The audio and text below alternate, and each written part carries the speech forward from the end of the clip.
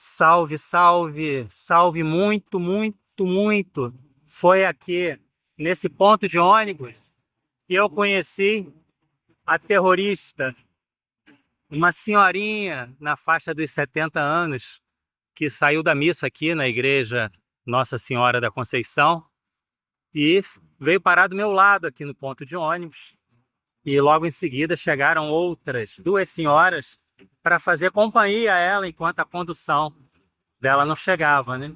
E as três começaram a falar de violência, insegurança no Rio de Janeiro, só que, subitamente, a senhorinha deu uma guinada radical para Gaza e começou a falar coisas que foram deixando as outras com os olhos arregalados e, por último, com os cabelos em pé, se é que podemos dizer isso, né? Eu estava ali, fiquei ouvindo a conversa, né?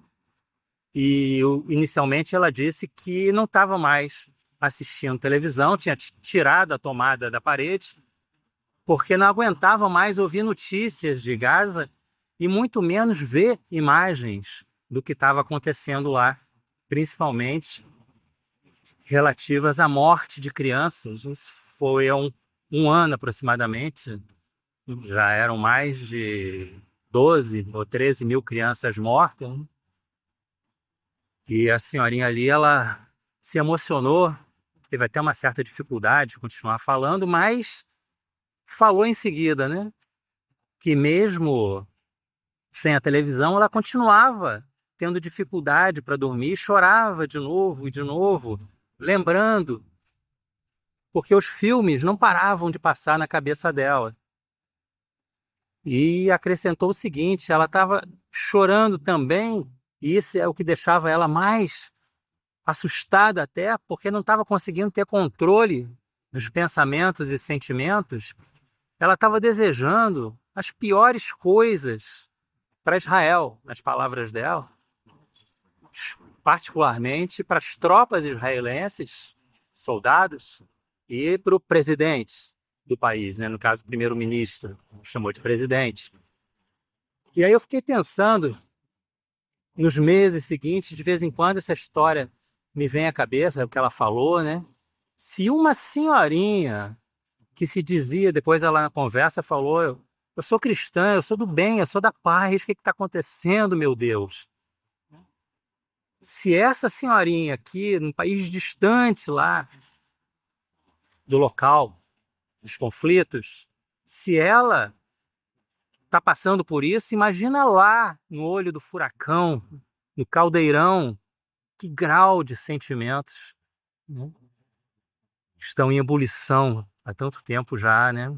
E eu fiquei imaginando que aqueles pensamentos e sentimentos tão pesados que ela sentia, semelhantes a zilhões de pessoas pelo mundo, chocadas, estarrecidas, tristes, deprimidas, indignadas, impotentes, eram pensamentos e sentimentos de alguém que queria só que aquilo acabasse. Chega, basta. E, no entanto, continuou, né? E continua.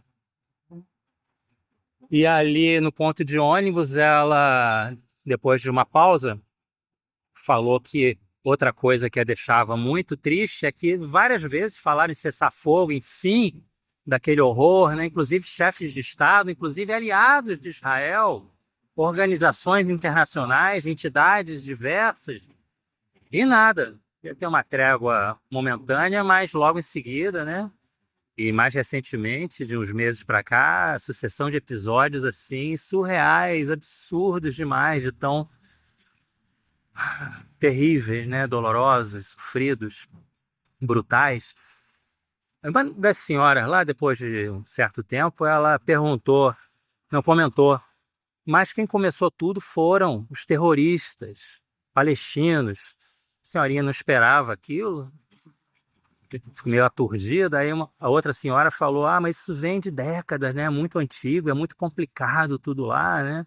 Tentou dar uma amenizada, mas a própria senhorinha falou: minha irmã, se alguém faz uma coisa muito ruim contra você, você vai reagir fazendo pior, igual ou pior, 10 vezes pior, na verdade?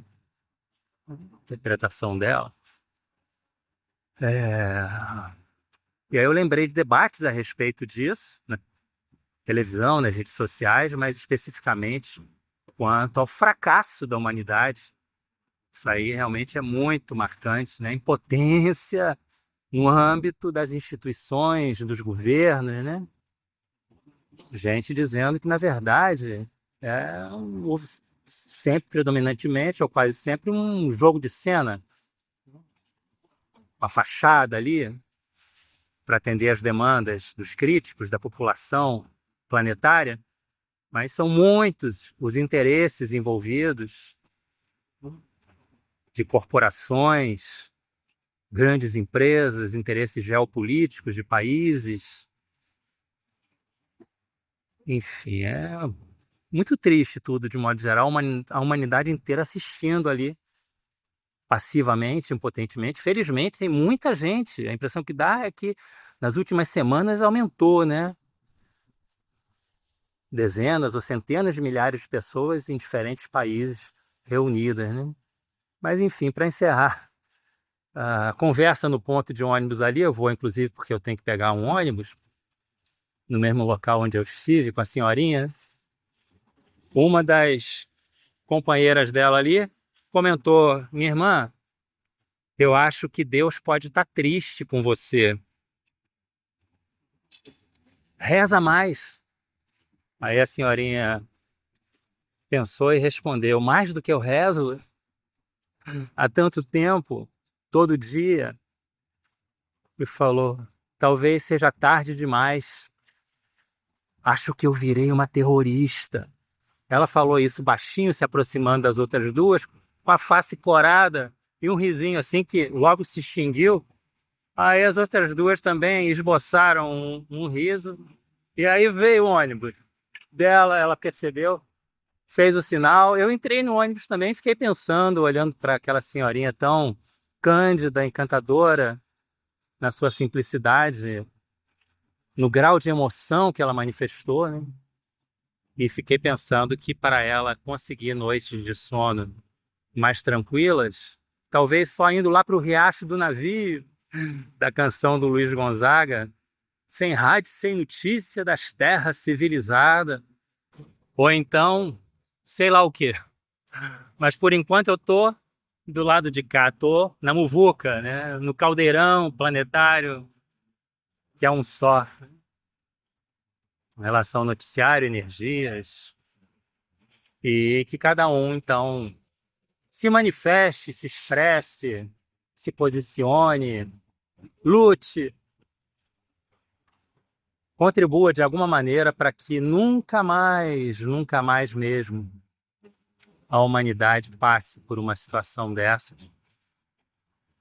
e nunca mais tanta gente sofra terrivelmente, não só lá, né, na região dos conflitos, mas no mundo inteiro. Empatia, solidariedade, humanidade. Um grande abraço, tudo de bom, até a próxima.